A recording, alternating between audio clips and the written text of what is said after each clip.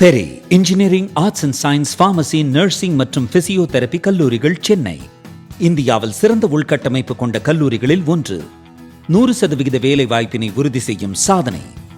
ஆயிரக்கணக்கான பிற கல்லூரி மாணவர்களுக்கும் வேலை தந்த பெருமை. பெரி, எங்கள் கண்களில் உங்கள் கனவுகள்.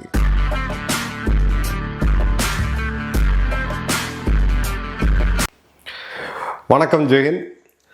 5 மாநில தேர்தல், அது கிட்டத்தட்ட 1 யூனியன் டெரிட்டரி, நம்மளுடைய புதுச்சேரி. இந்த 4 மாநிலங்கள் அப்படின்றது தேர்தல் முடிஞ்சிருச்சு. வெஸ்ட் பெங்காலில் பிஜேபி, அசாமில் பிஜேபி, கேரளாவில் காங்கிரஸ், தமிழ்நாட்டில் இந்த காணொலி ரெக்கார்ட் பண்ணுற வரைக்கும் முன்னும் தெரியல, ஆல் லைக்லி டிவிகேவாக தான் இருக்கணும். இப்போது ரொம்ப முக்கியமான நம்ம எல்லாரையும் கண் விழிச்சு வைக்க பார்க்கக்கூடிய ஒரு பிரச்சனை என்ன அப்படின்றத பார்க்க போகிறோம். எக்கனாமிக்ஸ், ஒரு பேலன்ஸ் ஷீட் நம்ம பார்க்கலாம்.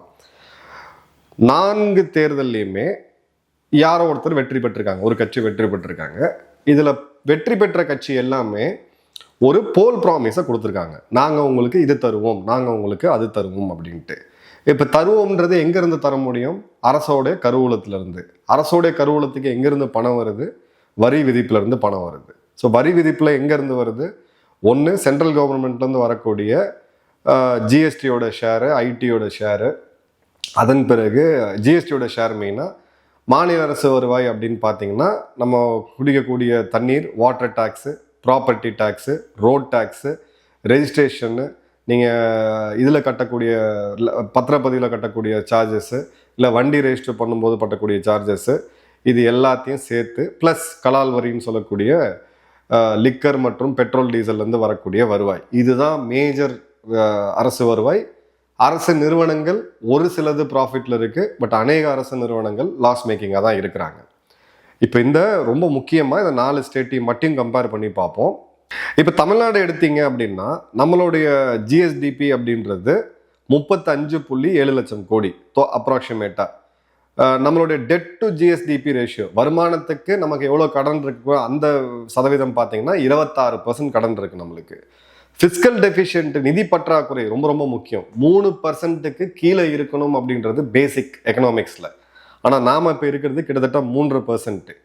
இப்போது ஜெயிச்சு வரக்கூடிய கட்சி டிவிக்கு இவங்களோட எலெக்ஷன் ப்ராமிசஸை நாளைக்கு போய் இம்ப்ளிமெண்ட் பண்ணாங்க அப்படின்னா இதுக்கு பார்த்தீங்கன்னா 1 லட்சம் கோடி அப்படின்றது தேவை. இப்போ வெஸ்ட் பெங்கால் எடுத்துக்க, பிஜேபி இப்போ தான் முதல் முறையாக வருது. தமிழ்நாட்டோடைய பாதி வருமானம் தான் வெஸ்ட் பெங்காலுக்கு, 18 லட்சம் கோடி.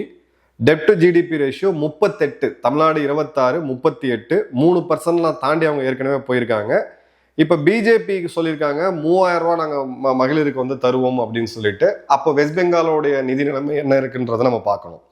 3வது கேரளா, ஒரு 14.27 லட்சம் கோடி வருமானம் உள்ள ஸ்டேட்டு. இவங்களும் 34% தாண்டிட்டாங்க. Debt to GDP ratio, GSDP ரேஷியோன்றது கிட்டத்தட்ட 3.86, இருக்கிறதுலே ஹையஸ்ட்டு. ஏன்னா அவங்க இப்போ காங்கிரஸ் கொடுத்துருக்கிற ஸ்கீம் பார்த்தீங்கன்னா 5 இந்திரா ப்ராமிஸ், இந்திரா காந்தி அவர்களுடைய நினைவில் 5 இந்திரா ஸ்கீம்ஸ்னு கொடுத்துருக்காங்க. அந்த பில்லு வரும்பொழுது இன்னொரு 50,000 கோடி அதுக்கு அவங்க செலவு பண்ண வருஷம். அசாம் பிஜேபியோட 3rd டேர்ம் இப்போ நம்ம பார்க்குறோம். வெறும் 6 லட்சம் கோடி வருமானம் உள்ள ஒரு சிறு ஸ்டேட்டு. டெப்ட் டு ஜிஎஸ்டிபி பார்த்தோம்னா 28%. கடன் ஃபிஸ்கல் டெஃபிஷியன்ட்டு அதை பார்த்தீங்க, பற்றாக்குறை அப்படின்னு பார்த்தீங்கன்னா 3% அவங்க டச் பண்ணுறாங்க. ஏன்னா அவங்களுடைய அந்த மகளிருக்கு உண்டான ஸ்கீம்ஸ் அப்படின்றது இருக்குது. இப்போ அடிஷ்னலாக எதுவும் கொடுக்கல அப்படின்ற போது அசாம் ஓரளவுக்கு பெட்டராக இருக்குது. இதில் இப்போது இந்த 4 மாநிலமுமே அந்த 3% ஃபிஸ்கல் டெஃபிஷியன்ட்டை கிராஸ் பண்ணிட்டாங்க. நிதி பற்றாக்குறை அப்படின்றது கிராஸ் பண்ணிட்டாங்க. இந்த நிதி பற்றாக்குறையை யார் நிர்ணயிக்கிறா அப்படின்னு பார்த்தீங்கன்னா நம்மளுடைய நித்தி ஆயோக், ஃபினான்ஸ் கமிஷன் 2026லேருந்து 31 ஒரு மாநில அரசு எவ்வளோ நிதி பற்றாக்குறைக்கு கீழே இருக்கணும், அது ஹெல்த்தியான மாநிலமாக இருக்கும் அப்படின்றத பார்க்கணும். இப்போ கர்நாடகாவோட நிலைமையை நம்ம பார்த்தோம். பஸ் இலவசம் பண்ணாங்க, சில முக்கியமான ஸ்கீம்ஸ் கொண்டு வந்தாங்க. அதுக்கப்புறம் அவங்களுடைய டாக்ஸஸ்ஸு, பெட்ரோல் டீசல்லாம் பார்த்தீங்கன்னா, ஸோ அரசாங்கம் பணத்தை பிரிண்ட் அடித்து நமக்கு கொடுக்கல. இலவசத்தில் நம்ம எப்படி பார்க்கணுன்னா நம்மகிட்ட இருந்து வர வரியை மீண்டும் ஒரு தட்டு மக்களுக்கு அரசாங்கம் கொடுக்குறாங்க. இந்த பெனிஃபிஷரிஸ் மோஸ்ட்லி எக்கனாமிக்கலாக கீழே இருக்கவங்களுக்கு தான் அவங்க கொடுக்குறாங்க. இப்போ வெஸ்ட் பெங்கால் எடுத்தோம்னா ஏற்கனவே இவங்களோட டெப்ட் டு ஜிஎஸ்டிபி அப்படின்றது 38% இருக்கு. இப்போ பிஜேபியோட இந்த 3000 ரூபா இவங்க அடிஷ்னலாக தரணும் அப்படின்னு பார்த்தீங்கன்னா 3.4% ஆஃப் ஜிடிபி இன்க்ரிமெண்டல் வேல்யூ இருந்தால் மட்டும்தான் இவங்களால கொடுக்க முடியும். அதே மாதிரி பார்த்தீங்க அப்படின்னா தமிழ்நாடு மிகப்பெரிய எக்கனாமிக் ஜெயிண்ட் இருக்கிறதுலே 4 மாநிலத்தில் பெரிய ஒரு பவர் யாருன்னு பார்த்தீங்கன்னா பொருளாதார ரீதியாக தமிழ்நாடு தான். 35.7 லட்சம் கோடி.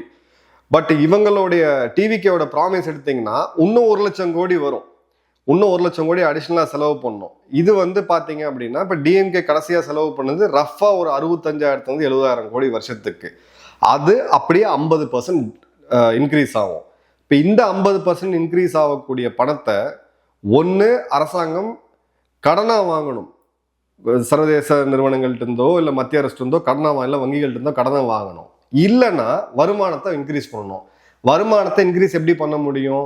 வரியை அதிகப்படுத்தினாதான் இன்க்ரீஸ் பண்ண முடியும். வரியை எங்கே பண்ண முடியும்? மின்சாரம், தண்ணீர், property tax, road tax, registration tax, liquor மற்றும் பெட்ரோல் டீசல். இதுதான் பிரைமரி. இதோட விலை ஏறும் பொழுது நாம இது வந்து இலவசம்ன்றது அந்த வார்த்தையே முதல்ல தப்பு. வெல்ஃபேர் நாங்கள் இலவசமாக கொடுக்குறோன்ற இந்த ப்ராமிஸே தப்பு. தயவு செய்து இதை நம்மளுடைய எல்லா தட்டு மக்களுக்கும் எடுத்துட்டு போங்க. இதெல்லாம் இலவசம்னு இதே மாதிரி நம்ம போயிட்டு இருக்க முடியாது. அஸ்ஸாம் ஓரளவுக்கு பெட்டரா இருக்கு. இந்த 4 மாநிலங்கள்ல கண்டிப்பா அஸ்ஸாம் ஓரளவுக்கு பெட்டரா இருக்கு. இந்த ஓவராலா இந்த 12 ஸ்டேட்ஸ் இந்த டைரக்டா அவங்க ஸ்பெண்ட் பண்ணக்கூடியது அப்படின்னு பாத்தீங்கன்னா கிட்டத்தட்ட 1.7 லட்சம் கோடி ஆவரேஜா அவங்க வந்து உமனுக்கு மட்டும் டிரான்ஸ்ஃபர் பண்றாங்க. இதுல ஒரு பாசிட்டிவான ஒரு விஷயம் என்ன அப்படின்னு பாத்தீங்கன்னா, உமன் வாங்கி அவங்க இங்கிருந்து கொண்டு போய் சுவிஸ் பேங்க்ல வைக்க போறது கிடையாது. மீண்டும் அதை அவங்க செலவு பண்ணுவாங்க. அது பொருளாதார சுழற்சியில வருது. அது ஒரு பக்கம், அது வந்து எக்கனாமிக்கு ஒரு பாசிட்டிவான விஷயம்தான். ஆனா நீங்க வருவாயை வேற விதத்துல அதிகப்படுத்திட்டு நீங்க வெல்ஃபேர் ஸ்கீம்ஸ் பண்ணணும். அதே மாதிரி ஒரு ரோடு போட்டு கொடுக்குறீங்க, ஒரு விவசாய ஒரு குக்கிராமத்துக்கு, இப்பவும் கிருஷ்ணகிரியில் பல கிராமத்துக்கு போக முடியாத ரோடே இல்லாத எல்லாம் இருக்கு. நீங்க ரோடு போட்டு கொடுத்தீங்கன்னா பொருளாதாரம் ஆட்டோமேட்டிக்கா மேனேஜ் பண்ணிடுவாங்க. அந்த பொருளாதாரம் உயரும். நீங்க போய் புதுசா போய் இன்வெஸ்ட் பண்ணணும் அப்படின்ற அவசியம் கிடையாது. அதாவது நீங்க போய் அவங்களுக்கு வெல்ஃபேர் ஸ்கீம் கொடுக்கணும்னு அவசியம் கிடையாது. பழங்குடி மக்கள் அப்படின்னு சொல்லி அவங்களுக்கு நம்ம நிறைய ஸ்கீம்ஸ் கொடுத்துட்டு இருக்கோம்.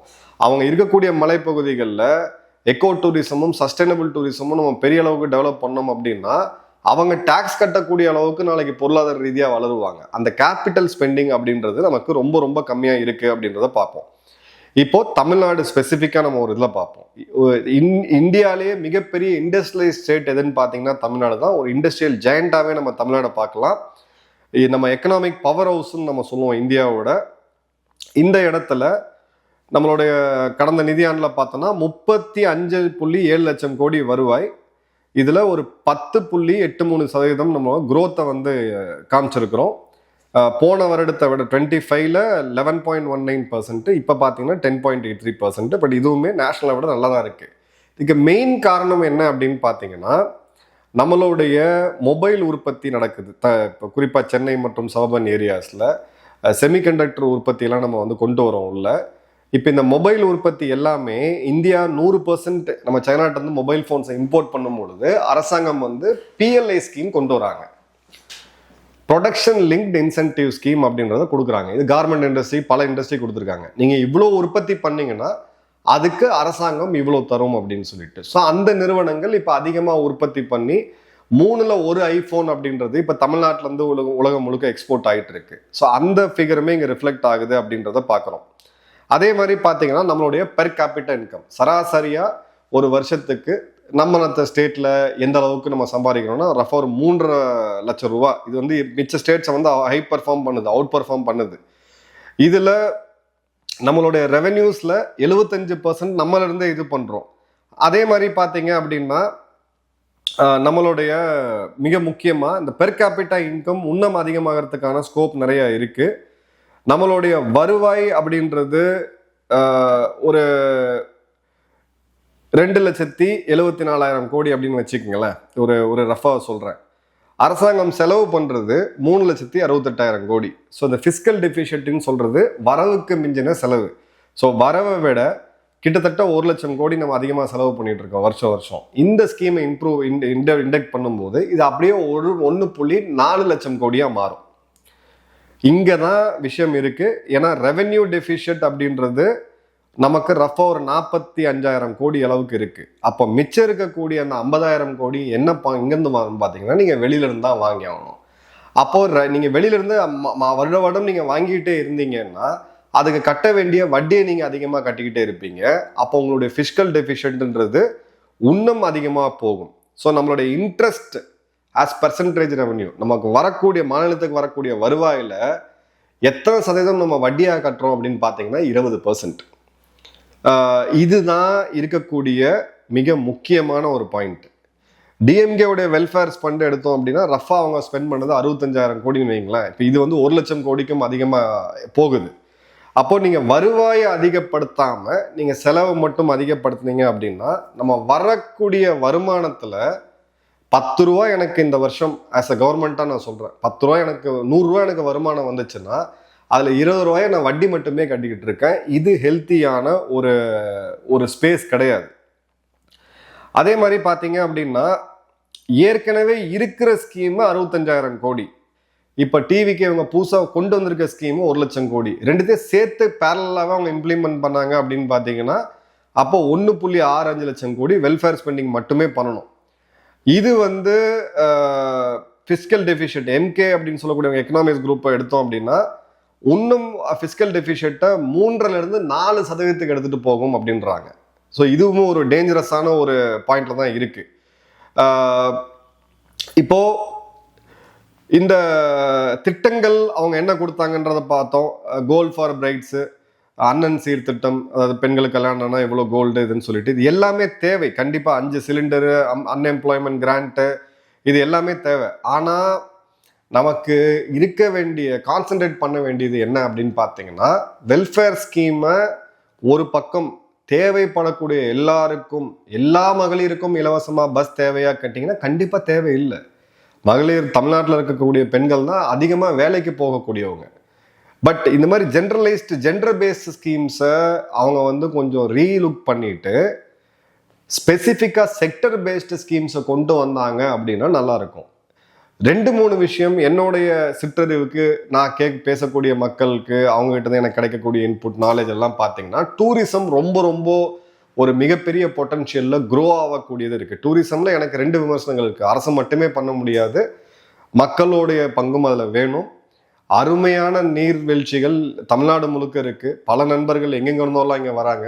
ஆனால் அந்த நீர்வீழ்ச்சிகளுக்கு போனீங்கன்னா சாதாரணமாக பார்க்கறது பிளாஸ்டிக் பை, தூக்கி போட்ட துண்டு, உடஞ்சி போன கண்ணாடி பாட்டிலும் பியர் பாட்டிலும். இது இந்தியாவை வந்து தமிழ்நாட்டை ஒரு பெரிய ஒரு இடத்துக்கு சுற்றுலாத்தலமாக மாற்றுமானா கண்டிப்பாக கிடையாது.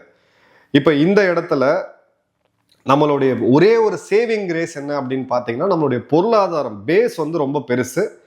அதே மாதிரி பார்த்தீங்க அப்படின்னா ரியல் க்ரோத் அப்படின்றது இந்த பாரோயிங்கை நம்ம இது பண்ணிட்டு போயிட்டு இருக்கோம். ஸோ இந்த இடத்துல நம்மளோட எஃப்டிஐ இன்வெஸ்ட்மெண்ட்டும் அப்படின்னு பார்த்தீங்கன்னா கடந்த ஒரு 6 வருஷத்தில் 2019 25 கிட்டத்தட்ட ஒரு 1.25 லட்சம் கோடி வந்திருக்குது.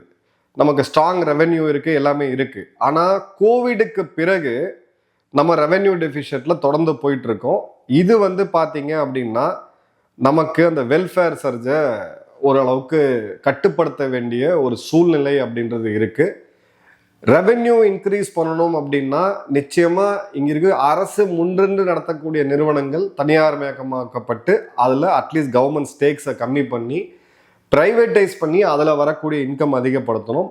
அரசாங்கத்துக்கு இருக்கக்கூடிய டெட் அசெட்ஸ், ஏக்கர் கணக்கில் ஆயிரக்கணக்கான ஏக்கர் அரச நிலங்கள் இருக்கும், அதை மாற்றி எப்படி ரெவென்யூ ஜென்ரேட் பண்ணுறதுன்றதை பார்க்கணும். அக்ரிகல்ச்சர், மெடிக்கல், எக்கோ, இதை வந்து டூரிசமாக டெவலப் பண்ணணும். அக்ரிகல்ச்சர் டூரிசம், எக்கோ டூரிசம், இது எல்லாத்துக்குமே பண்ணும் அப்படின்ற போது அடிப்படையாக மின்சாரம் அப்படின்றது ரொம்ப ரொம்ப தேவை. மின்சார கட்டணத்தை இவங்க மீண்டும் உயர்த்துறாங்க. இந்த வெல்ஃபேர் ஸ்கீமுக்காக நீங்கள் மின்சார கட்டணத்தை போய் மீண்டும் உயர்த்துனீங்க அப்படின்ற போது நிச்சயமா அது எம்எஸ்எம்இயை அடி வாங்க வச்சிரும். சிறு குறு தொழில்கள் அடி வாங்குச்சு அப்படின்னா அந்த வறுமை கோட்டுக்கு மேல இருந்து மிடில் கிளாஸா போகுது, அடுத்த அப்பர் மிடில் கிளாஸா போகக்கூடிய மக்கள் மீண்டும் பின்னுக்கு வருவாங்க. இது ஒரு பெரிய ஒரு புல்விஃப் எஃபெக்ட் வந்து கொடுத்தோம். நான் பொருளாதார மேரே கிடையாது, டேட்டாவை பேஸ் பண்ணி இதுல வந்து பார்க்குறோம். இப்போ அடுத்தது பார்த்தீங்கன்னா வெஸ்ட் பெங்கால். இப்போ இங்கே வந்து பிஜேபி என்ன பண்ண போறாங்கன்னு தெரியல. மிகப்பெரிய ஃபிஸ்கல் இது, ஏன்னா 3000 ரூபா தரேன்னு இவங்க ப்ராமிஸ் பண்ணியிருக்காங்க. கிட்டத்தட்ட 2.5 கோடி ஃபீமேல் ஹெட்டட் ஹவுசஸ் அங்கே இருக்கு. இதுபடி பார்த்தீங்க அப்படின்னா இந்த ஸ்கீம் ஒரு ஸ்கீமை இம்ப்ளிமெண்ட் பண்ணுறதுக்கே வந்து 90,000 கோடி தேவை. ஸோ தமிழ்நாட்டோட பாதி வருமானம் இருக்கக்கூடிய மாநிலத்துக்கு இது பார்த்தீங்கன்னா ஒரு பெரிய ஒரு கேபிட்டல் ஸ்டார்வேஷனாக போயிடும்.